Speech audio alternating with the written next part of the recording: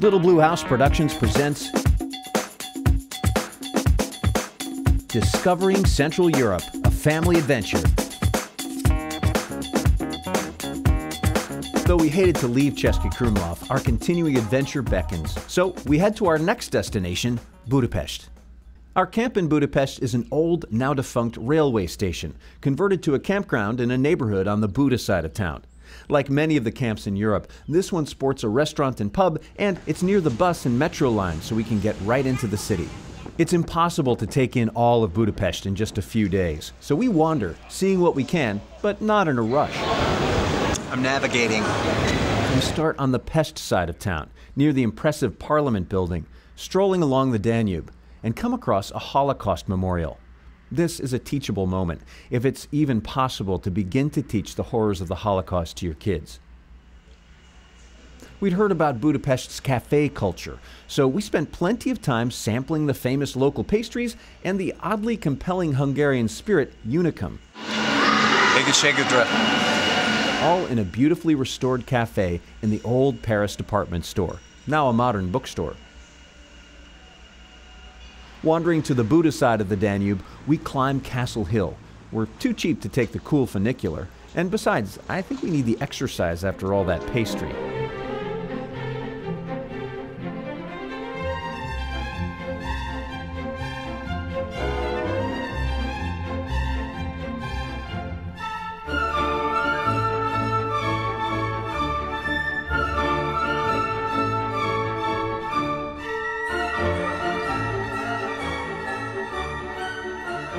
After exploring Castle Hill, we're ready for some pizza at Marxim, a communist-themed pizza pub featuring throwback art and items from the not-so-distant communist era.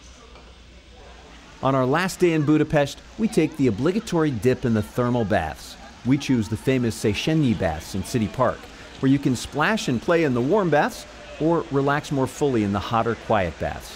Whatever you do here, you're bound to feel better after you soak. We've been to the baths. I feel relaxed. I've been to the sauna, the thermal pools. I've had mineral water all over my body, and I feel like $100. Strolling back down Andrassy Út, we pass by several memorials. One to victims of the communist era, one to the Iron Curtain, and even an actual piece of the Berlin Wall. More ways to help connect the here and now to Europe's tumultuous and not-so-distant history. On that last night in Budapest, we treat ourselves to a Hungarian meal and watch a little of the unfolding Euro Cup football tournament. Tomorrow, we're off to Croatia, where we learn the word sobi, signs for which are hung out on about half of the homes we see along Croatia's back roads. These are rooms for rent in Croatian homes.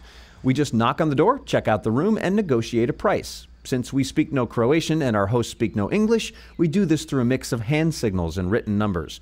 For $45, we get a room, our laundry done, and a couple of rounds of this farmer's homemade rakia, a kind of rough brandy. They also bring out a tray of locally made ham and sausage, along with onions straight from the garden. And we share pictures from home. Who needs language to communicate? We're supposed to spend the next day in Plitvice Lakes National Park, but severe weather threatens, and our campground is muddy and very expensive. We opt again for a sobi, this time House Tina, where for a princely €80, about $100, we get our own modern cabin, the use of a dryer for our sopping wet clothes, and a huge breakfast. After living in the tent for a week, it can be hard to leave a real warm bed. Hello, wake up, girls. At Plitvice Lakes National Park, we wander the maze of small lakes, stepped at different levels along a rocky valley, one draining into the next, through a series of shower-like waterfalls. Plitvice Lakes is a destination for people all over the world, so it gets crowded quickly, but it's a wonder to see.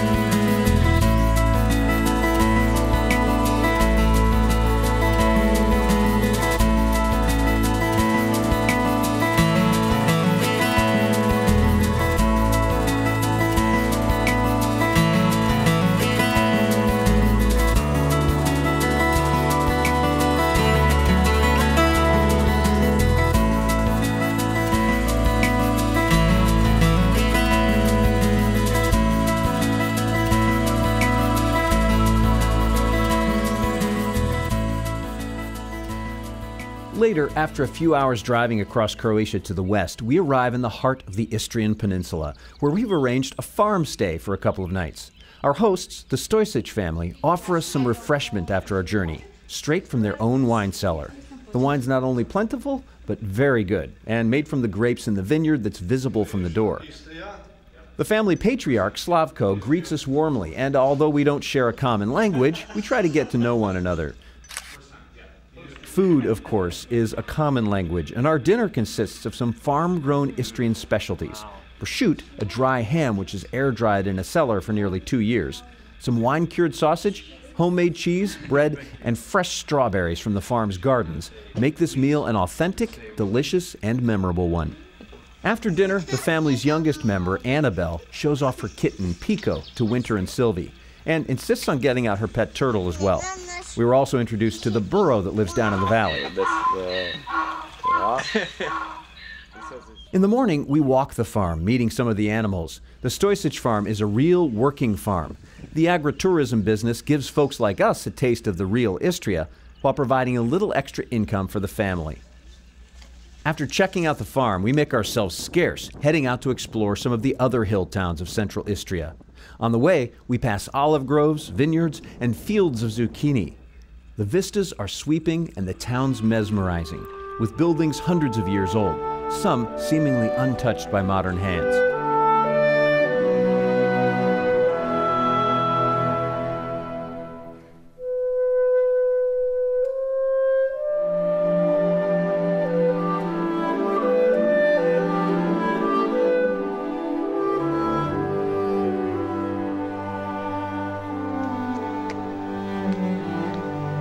Back at the farm, an authentic Istrian dinner awaits our family. A hearty venison stew, 3 kinds of handmade pasta, and a mixed salad from the garden, followed by a plate of tiny Istrian farm donuts sprinkled with powdered sugar. The kids pronounce this the best meal of the trip so far, and they are absolutely right. Our next stop is a bit less rustic. A short drive to the west of the rural hill towns brings us to the Adriatic coast and the Porto Sol Resort Campground in Prsut, Croatia. Our plan here, after having been in the rain a bit, is to relax, bask in the sun, and soak up some of the crystal clear Adriatic seawater. The pool's not so bad either. To dry out, we tour the town of Prsut. After a bit of gelato from a very talented salesman, we get off the tourist path and check out the real Prsut on the hill.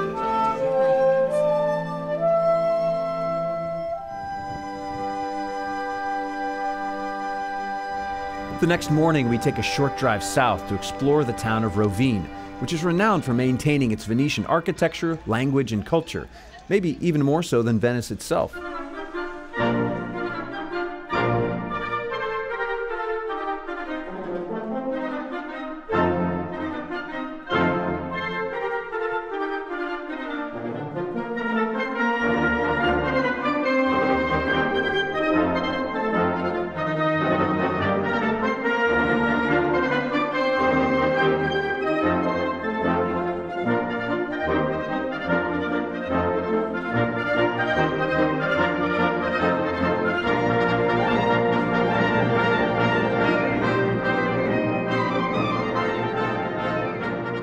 Evenings at Porto Sol, we stroll the Adriatic at sunset, and then join some other campers in the pub for a beverage and Euro Cup football match or two.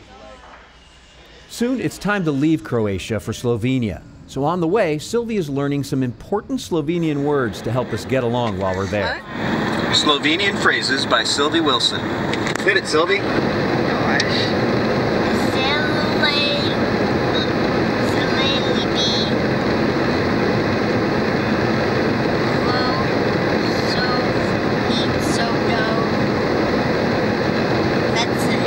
Which, loosely translated, means? Mean like a ticket to the toilet. Hey, you never know.